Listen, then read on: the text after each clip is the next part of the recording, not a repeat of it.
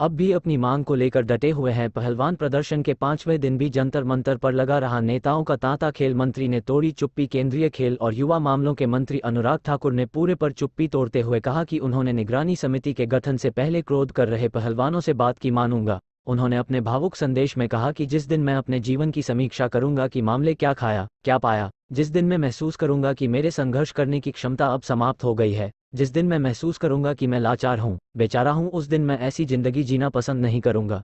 मैं चाहूंगा कि ऐसी जिंदगी जीने के पहले मौत मेरे करीब आ जाए थी। उन्होंने कहा कि बबीता फोगाट को उन्हीं की मांग के बाद समिति में शामिल किया गया था।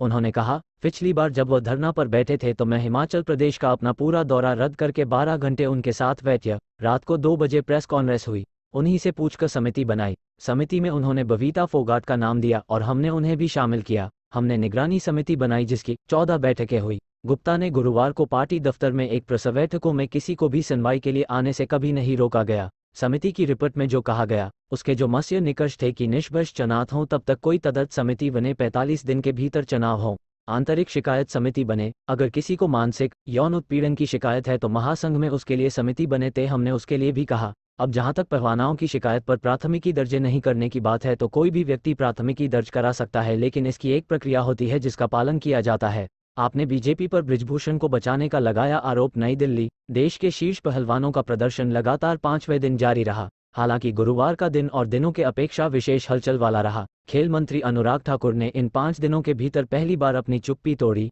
इंडियन ओलंपिक एसोसिएशन की अध्यक्ष पीटी उषा ने पहलवानों के प्रदर्शन को अनुशासनहीनता करार दिया और wrestling federation of India WFI का कामकाज चलाने के लिए 3 सदस्यीय तदर्थ पैनल की घोषणा की। महिला आयोग ने दिल्ली पुलिस से कराई रिपोर्ट मांगी तो WFI के पूर्व अध्यक्ष बृजभूषण शरण सिंह ने भी कह दिया कि जब तक लड़ने की ताकत है, हार नहीं मानूंगा।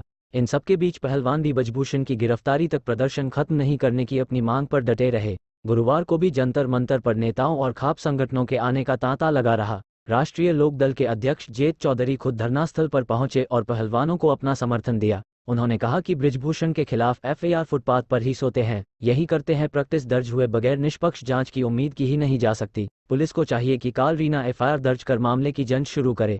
कांग्रेस की उन्होंने कहा कि पीड़ित महिला उन्होंने साथ ही कहा कि सरकार बेटी बचाओ बेटी पढ़ाओ की बात करती है, लेकिन दुर्भाग्य की बात है कि अब तक इनसे मिलने सरकार का कोई मंत्री तक नहीं आया। इस बीच पहलवानों ने गुरुवार को भी धरनास्थल पर ही अभ्यास जारी रखा। उन्हें यहां कृष्टि मैट लगाने की इजाजत नहीं मिल पा रही है। इधर यौन शोषण के आरोपों के बीच बृजभूषण शरण सिंह ने भी गुरुवार को एक वीडियो जारी कर कहा कि जब तक लड़ने की ताकत है, हार नहीं। आम आदमी पार्टी को वरिष्ठ नेता प्रवक्ता पहलवानों की शिकायत पर दिल्ली पुलिस की अभी तक FIR दर्ज कर लेना चाहे थी, लेकिन बीजेपी अपने बाहुबली सांसद और रेसलिंग फेडरेशन ऑफ इंडिया के अध्यक्ष बृजभूषण शरण सिंह को बचा रही है। इसी के चलते अभी तक उनके खिलाफ FIR दर्ज नहीं की गई है। महिला पहलवानी पर आरोप वापस लेने का दबाव भी बनाया जा रहा है।